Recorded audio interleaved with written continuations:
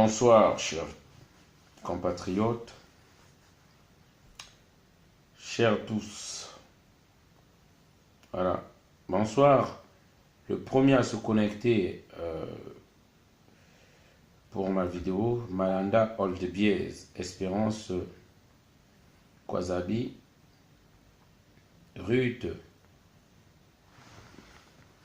Kwijen, Nate Rosine Nitwambi, Prescatine, Ngoma Béatrice, Olalagate, hein? Maman Blessing. Ok, Walid Benam Foucault, Serge Bailly. Voilà. Bon, comme je disais,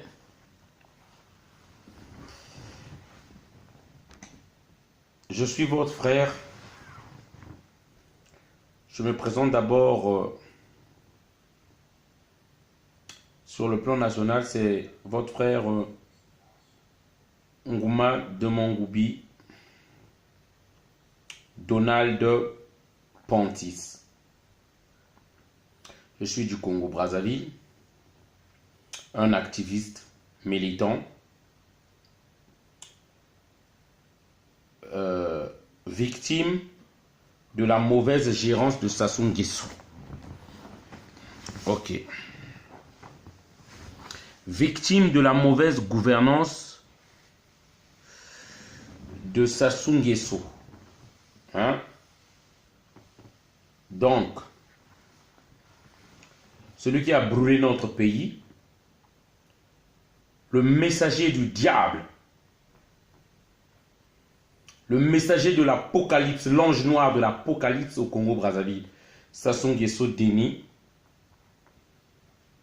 Voilà. Donc je viens agir d'abord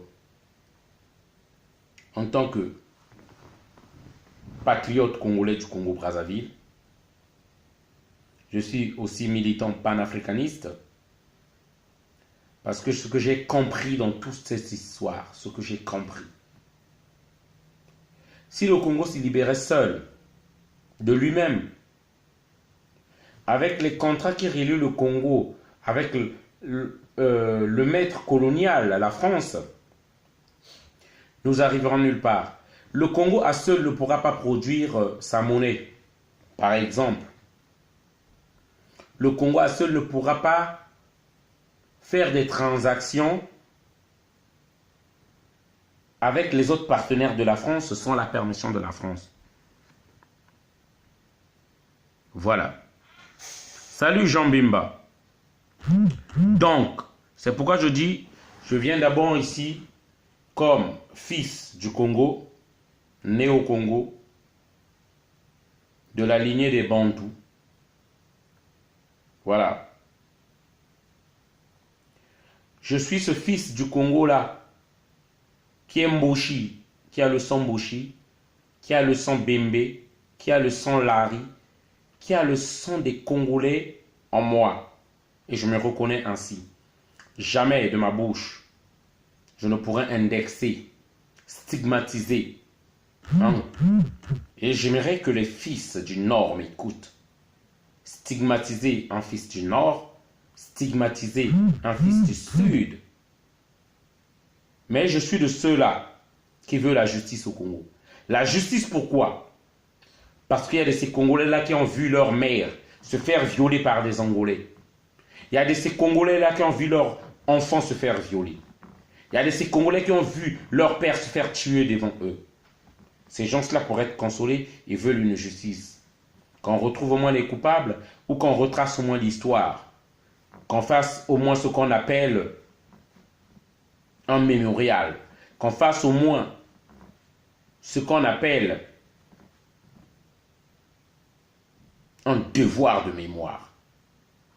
Il y a de ces papas-là, comme je le dis toujours, qui étaient au village, qui ont vu sortir leurs enfants un matin.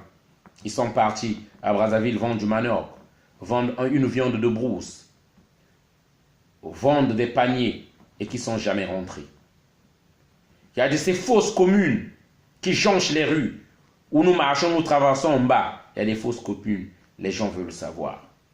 Et c'est pourquoi je dis, le Congo ne connaîtra pas la paix et la sécurité tant que ces choses-là ne seront pas élucidées, tant que nous n'aurons pas parlé de ces choses-là. Une bonne fois pour toutes. Et c'est ce que les Sassou ne veulent pas. Ils veulent mourir sans avoir rendu les comptes aux Congolais. Donc voilà, je suis un ami de l'Afrique, un ami du peuple français. Je parle du citoyen français lambda qui ne connaît rien. J'aime la France. J'aime la France, les pères fondateurs de la France. Ceux qui ont fait la France.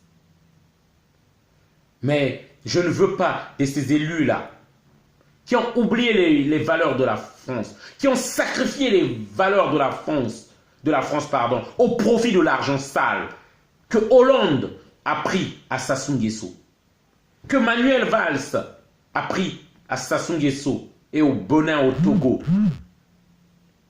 que Nicolas Sarkozy a pris en Libye. Il sacrifie l'image de la France sur l'autel de l'argent sale.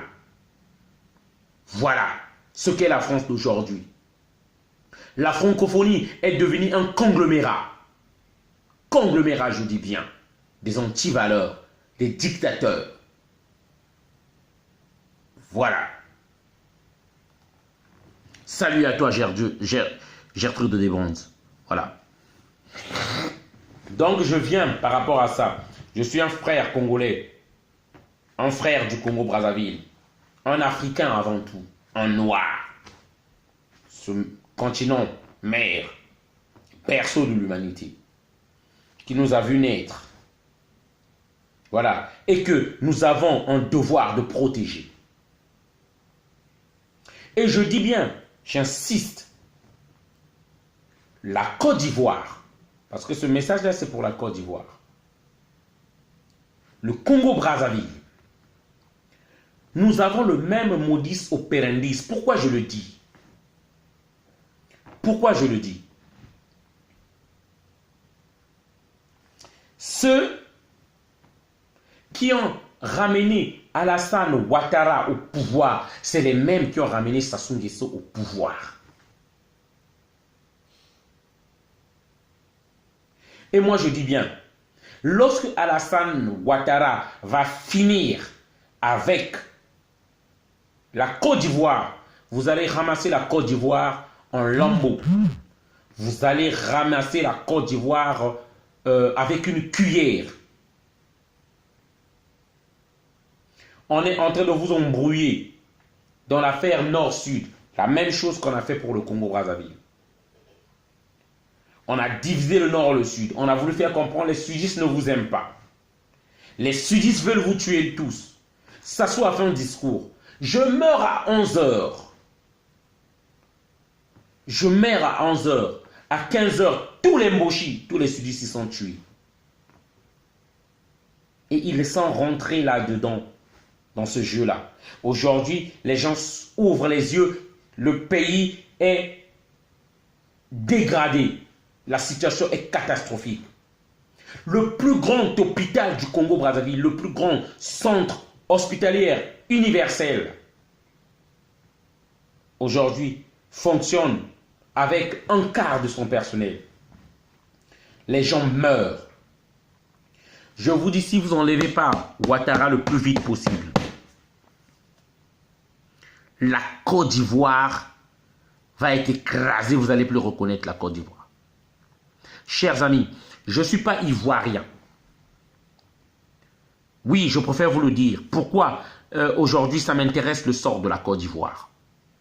Parce que j'estime, les Africains, il est temps qu'on se mette tous ensemble, en oubliant que tu es Congolais, que tu es Ivoirien, que tu es Gabonais, que tu es Camerounais, que tu es de la RDC. Qu'on se mette ensemble, ou périr ensemble. Si on se dit simplement, moi je ne veux pas être mélangé au Congolais. Parce qu'il faut dire une vérité. Le Gabonais n'aime pas le Congolais de Brazzaville. Le Congolais de la RDC n'aime pas le Rwandais. Je suis contre personne. Je suis en train de dire les réflexions une réflexion générale ou majoritaire. Voilà.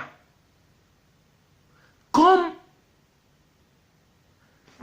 le Congolais se méfie du Cameroun, comme les Ivoiriens se méfient des Burkinabés. Je ne suis qu'un citoyen africain qui parle. Je peux avoir tort comme je peux avoir raison.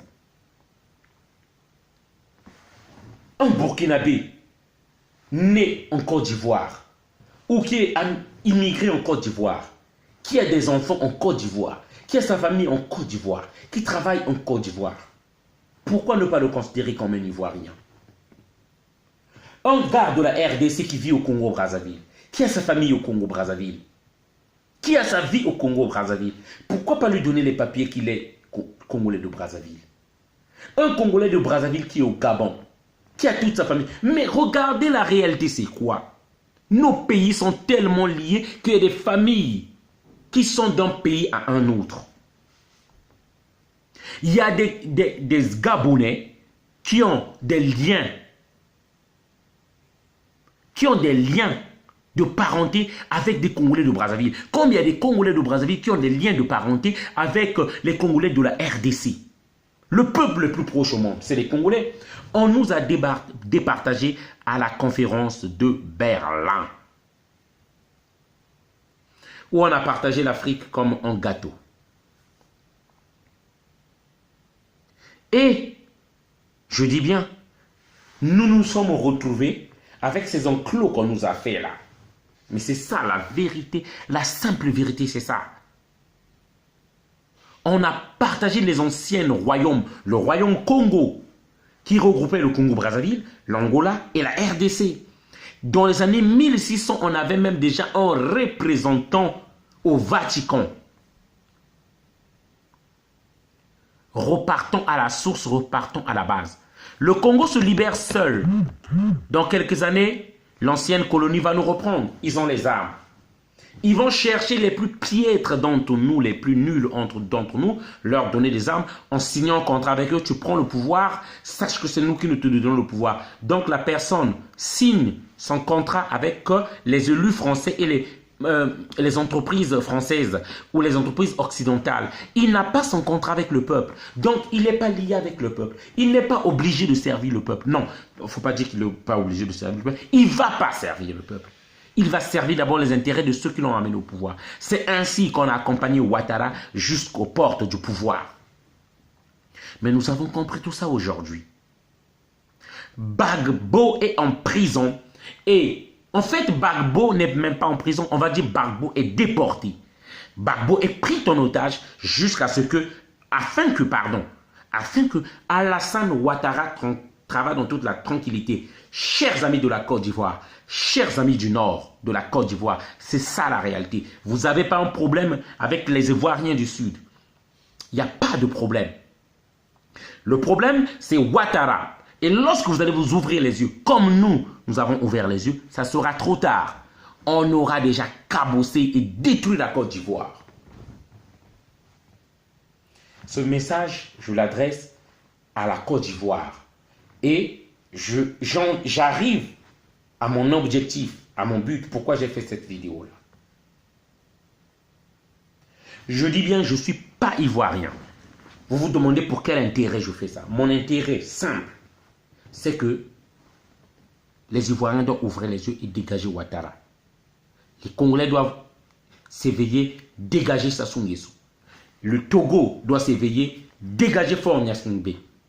Les Camerounais doivent se réveiller et c'est nous les peuples qui allons nous mettre ensemble.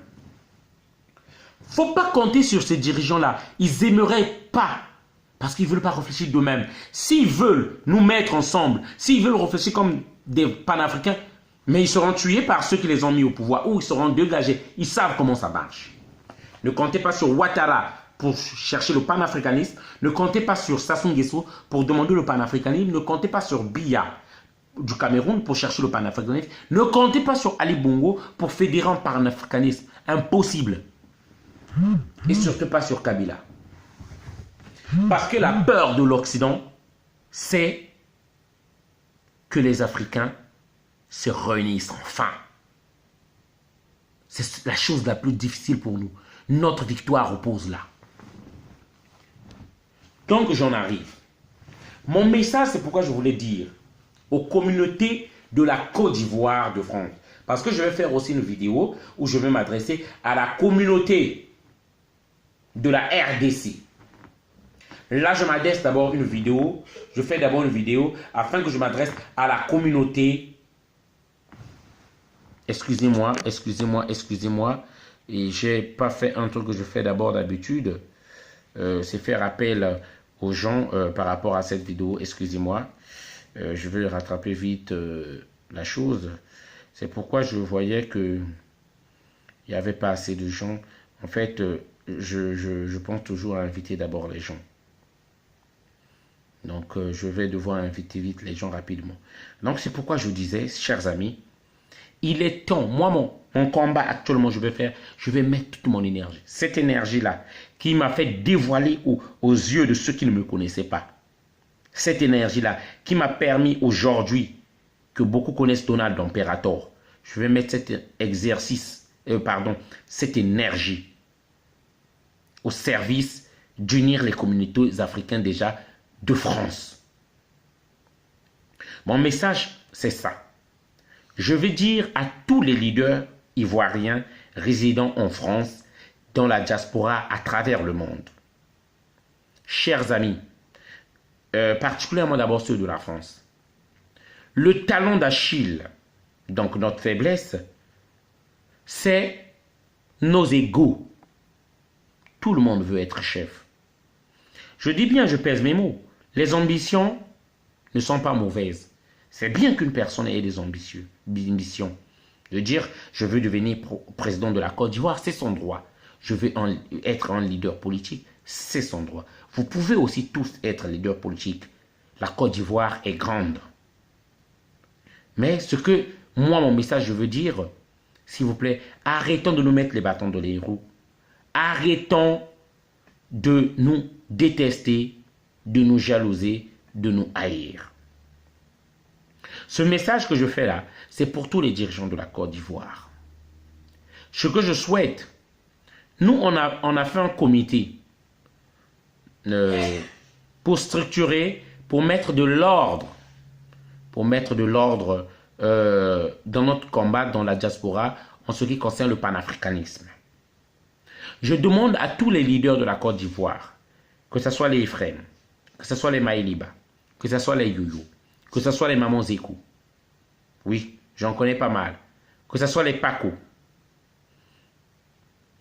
Ce que je vous demande, mettez-vous ensemble, arrêtons les égos.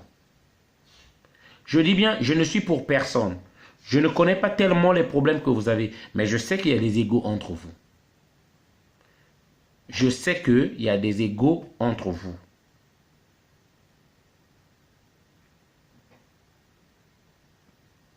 Je sais qu'il y a des égos entre vous. Et moi, ce que je veux dire, il est temps qu'on se mette ensemble et qu'on oublie ce qui nous divise. Voilà. Parce que il y a une chose que j'aimerais dire. Vous allez m'excuser, ce n'est pas dans le but d'offenser, de faire du mal à quelqu'un. J'ai aimé un leader de chez vous, que beaucoup d'entre vous aujourd'hui méprisent ou disent qu'il a trahi. Bon, moi je ne sais pas ce qu'il en est parce que je ne suis pas ivoirien. C'était Abel Naki. J'ai aimé la détermination d'Abel Naki. J'ai aimé la force, l'aura, l'énergie d'Abel Naki. Je ne sais pas ce que ce frère-là est devenu aujourd'hui. Quelles sont vraiment ses positions? Je n'aimerais pas juger qui que ce soit. C'est vous qui savez mieux que moi. Mais j'aimerais voir la détermination d'Abel Naki à d'autres personnes. C'est pourquoi je dis, unissons-nous. Prenez tous ceux qui sont des leaders chez vous. S'il y a quelqu'un qui se dit être leader, s'il y a quelqu'un qui se dit que j'organise les manifestations, s'il y a quelqu'un qui se dit que c'est j'organise les manifestations, je suis mieux placé à diriger les manifestations en France ici, prenez tout le monde. Je veux que vous organisez un comité d'organisation des événements ou des manifestations de la Côte d'Ivoire ici en France. Nous, on a fait un comité, on va rencontrer tout le monde afin de voir ensemble comment nous pourrons travailler. Il est temps que nous nous mettons ensemble. Je dis bien, aucun pays ne se libérera seul. C'est une utopie. C'est un rêve qui ne se réalisera jamais. La seule chose qui fasse peur aux dirigeants français, ou afin qu'ils changent leur politique, afin qu'ils changent leur vision, c'est que nous nous unissons. Le but de tout ça, c'est quoi? Il est temps qu'on évite de faire chaque semaine, chaque mois, chaque week-end. Le Togo fait sa manifestation là-bas, le Gabon là-bas, la Côte d'Ivoire là-bas, le Congo RDC là-bas, le Cameroun là-bas. Même si on ne les voit pas souvent. Il est temps qu'on arrête ça. Chaque week-end, 3 week-ends, vous pouvez faire les manifestations comme vous voulez. Mais un week-end dans le mois, nous devons organiser une manifestation d'ensemble tous. C'est là où je veux en venir. Une manifestation d'ensemble tous, pourquoi? Parce que lorsque nous faisons les manifestations chacun de son côté, on retrouve 10 Gabonais là-bas, 20 Togolais là-bas, 30 Congolais de la RDC ou 40 Congolais de la RDC là-bas, 20 Congolais du Congo-Brazzaville et 50 Ivoiriens là-bas. Nos forces sont divisées et sont amoindries. Mais si nous faisons une manifestation une fois dans le mois tous ensemble, nous sommes en milliers dehors, nous bloquons les rues de Paris. On affiche l'unité et on fait une démonstration de force. Pour moi, le but, c'est celui-là. Chers amis, ce que je dis là, est très important. Peut-être que je ne suis pas bien ancré dans le panafricanisme. Peut-être que je ne connais pas bien définir ce que c'est le panafricanisme. Mais moi, je me résume juste mon panafricanisme, que nous nous mettons déjà ensemble. Que nous travaillons ensemble. Que nous affichons l'unité et la solidarité. C'est ça que je veux d'abord dire. Toutes les communautés ont des problèmes chez eux. Nous, on a des problèmes chez nous au Congo-Brazzaville. Au Gabon, j'ai vu qu'ils ont des problèmes. En RDC, ils ont des problèmes et c'est chaud même actuellement. Et eux aussi, il y aura un message que je vais donner pour eux.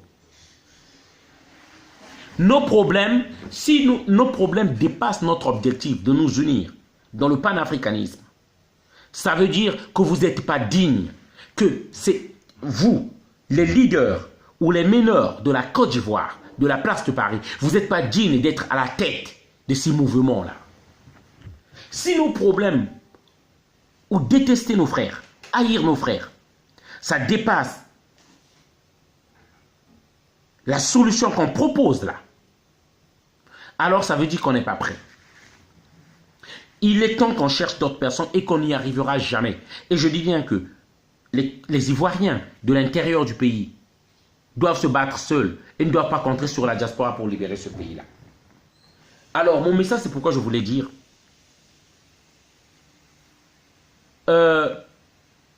Faites attention. Ivoiriens, pendant que vous êtes sur la futilité de dire que vous discutez sur le concept de l'ivoirité, vous discutez sur le concept de l'ivoirité. Qui est ivoirien, qui n'est pas ivoirien? Alassane Dramane Ouattara est en train de foutre la merde. Et lorsqu'il en aura fini avec la Côte d'Ivoire, lorsque votre assiette sera vide et que vous n'aurez rien à manger comme au Congo-Brazzaville actuellement, là on pensera, je pense que vous réfléchirez, qu'est-ce que le problème d'ivoirité a ajouté dans votre quotidien. Lorsque vous aurez faim, on verra ce concept d'ivoirité là, si ça a quelque chose à voir dans votre vie. Ou ça peut vous ramener de la nourriture chez vous. Et il faut savoir, les dirigeants de chaque pays, nous on a subi ça. Au Congo-Brazzaville, moi j'ai toujours pris la Côte d'Ivoire va suivre le chemin du Congo-Brazzaville. On va vous créer ce que chez nous on appelle des bébés noirs. Chez vous, c'est les microbes. Je peux vous certifier que c'est une création de Ouattara. Pour divertir le peuple. Pourquoi? On va vous mettre, chez nous on appelle des bébés noirs, ils ont des maquettes comme chez vous. Ils coupent les gens, ils agressent les gens, ils braquent les gens, ils prennent les portables. Vous allez oublier que celui qui est venu au pouvoir, il est venu par les armes, que c'est un imposteur. Vous allez vous précipiter vous tous qu'il y a des microbes, il y a l'insécurité. C'est eux-mêmes qui ont créé ça. Pendant que vous allez demander la sécurité, vous allez oublier d'un instant que c'est un imposteur celui qui est arrivé au pouvoir. Il est arrivé par les armes. Et vous irez demander la protection envers chez lui. Alors à ce moment-là, il aura un rôle à jouer. Il sera salvateur pour vous. C'est ça. Ça travaille comme ça. La première des choses lorsque un dictateur... Gertrude. Ah, Gertrude est rentrée dans... on appelle ça l'impératomania. Hein? Tu commences à t'accrocher là. Bon, on va être concis, on va être bref. On va faire vite. GG. Mais demain, tu peux suivre la vidéo, GG. Il y a des gens, moi je pense, qui veulent comprendre un peu mon analyse. Hein? Mon analyse et tout. J'en ai encore, sans abuser, peut-être de 10 minutes encore. Voilà, Ngalifouri Congo l'a bien dit, les pompiers pyromanes. Voilà, c'est même ça. Pardon. Donc, c'est pourquoi je disais, lorsqu'ils arrivent, ils créent un événement pour vous embrouiller. Parce que j'ai toujours dit,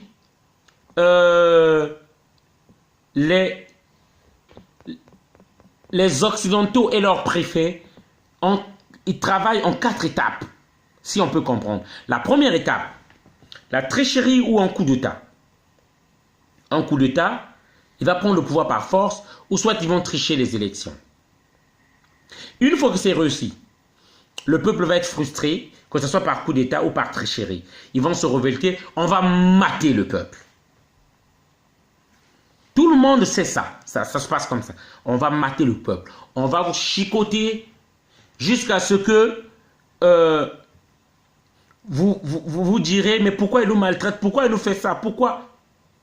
Ils vont vous dire, on est tous des Ivoiriens, entendons-nous, parlons entre nous. Faisons la paix. Vivons dans un pays en paix. Voilà. Ils vont vous dire ça. Après, il va demander le gouvernement d'union nationale. Le but, c'est quoi? Lui, il est toujours en tête. Alassane Dramane Ouattara ou Sassou Nguesso. Ou Ali Bongo. C'est les mêmes. C'est la même procédure. Ils vont rester en tête. Lorsqu'ils vont rester en tête, et moi je dis bien, ils vont commencer à éliminer tous ceux qui sont des vrais opposants ou ceux qui sont des menaces potentielles par l'empoisonnement, parce que vous êtes ensemble, par l'empoisonnement et tout. Et moi je dis bien, si Guillaume Soro c'est un vrai opposant, on va l'empoisonner.